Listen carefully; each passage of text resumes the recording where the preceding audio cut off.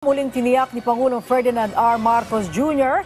na palalakasin ng kanyang administrasyon ang suporta sa sektor ng agrikultura. Ito ay para makamit ang ating inaasam na food security at mabawasan ang ating pagdepende sa importasyon. Kung paano yan, alamin sa sentro ng balita ni Kenneth Pasyente live.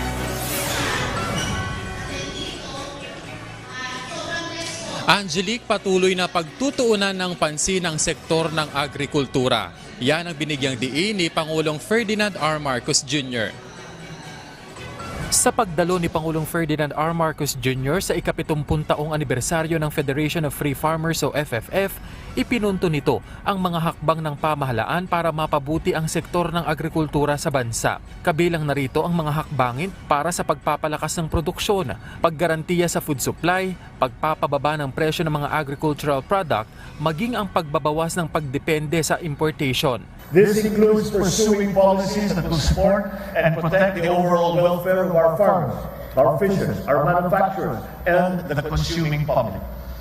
This administration is steering the growth of our fisheries and farming industries with urgency. Tiwala rin ng Pangulo na sa substantial budget ng pamahalaan ngayong taon na nasa 85.88 billion pesos at proposed budget na 92.4 billion pesos sa susunod na taon, mas mapapalago pa ang agri-fisheries sector sa bansa. Patuloy din anyang isusulong ng kasalukuyang administrasyon ang pagpapalakas ng mga asosasyon at kooperatiba para makapagbigay ang mga ito ng business at investment opportunities sa kanilang mga benepisyaryo. Bagay na anya'y makatutulong mapaangat ang pamumuhay ng mga magsasaka at kanilang pamilya.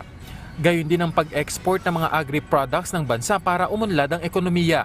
The Department of Agriculture has allocated 4.73 billion pesos as an investment for the large-scale agriculture and fishery mechanization and modernization. You have my assurance that the government is striving to implement efficient mechanization strategies to reduce post-harvest losses and to ensure the optimal yield at an affordable cost. Gayunman, ipinunto ni Pangulong Marcos Jr. na kailangan ng pamahalaan ng tulong at suporta ng mga magsasaka para epektibong maipatupad ang mga reformang ito. Hindi kaya ng pamahalaan na nag-iisa na gawin lahat ito. Kaya kailangan po natin ang tulong ninyo, kailangan namin ang sipag ninyo, kailangan namin ang advice ninyo.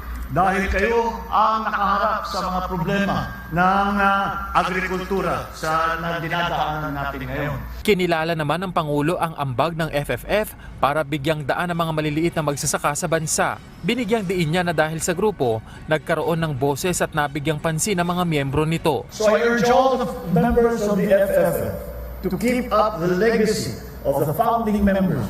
Keep it alive. Stay true to the mission of uplifting all the lives of every Filipino rural worker.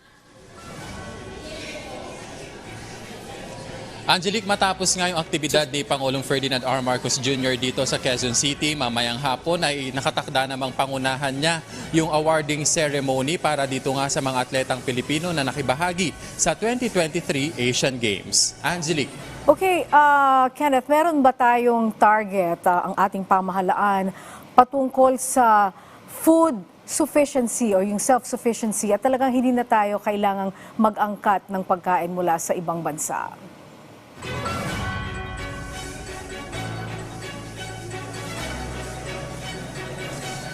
Angelique, yan nga yung binigyang diin ni Pangulong Ferdinand R. Marcos kasi sabi niya target ng pamahalaan na mabawas-bawasan yung pagkadepende ng Pilipinas sa food importation. Pero sa ngayon, Angelique, may mga bigas pa na nakatakdang dumating sa Pilipinas galing sa ibang bansa. Angelique. Alright, maraming salamat sa iyo, Kenneth Pasyente.